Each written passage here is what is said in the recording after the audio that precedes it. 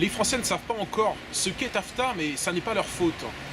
En Allemagne, il y a 1 million de signatures pour une grande pétition nationale contre le TAFTA, contre seulement 70 000 en France. Alors est-ce que ça veut dire que les Français seraient pour TAFTA et les Allemands contre? Non, pas du tout. Mais ça veut simplement dire qu'il n'y a pas assez de prise de conscience dans la société française sur ce que sont les conséquences de TAFTA. Et en réalité, les conséquences de TAFTA, elles sont plurielles. TAFTA, donc traité transatlantique de libre-échange, cela implique demain des conséquences sur le plan sanitaire, sur le plan de notre rapport à notre souveraineté nationale, avec les tribunaux privés d'arbitrage. Cela implique aussi des conséquences sur notre emploi, sur notre enseignement, sur nos services publics. En gros, c'est un mécanisme de dérégulation porté à l'extrême. Et cela, nous n'en voulons pas. Nous n'en voulons pas parce que nous sommes attachés au principe de précaution. Nous sommes attachés à ce que notre agriculture soit à taille humaine, respectueuse des métiers, des normes et des animaux, bien sûr.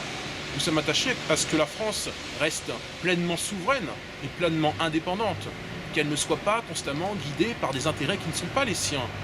Parce que, finalement, ce traité transatlantique, ce partenariat, ça n'a rien d'un partenariat. La France serait sous servage, et ce ne serait pas au bénéfice de la France, voire de l'Union européenne, c'est au simple bénéfice des États-Unis. C'est un échange inégal, c'est aussi une raison philosophique pour laquelle nous le contestons et que nous disons actuellement au Rassemblement Bleu Marine non au TAFTA.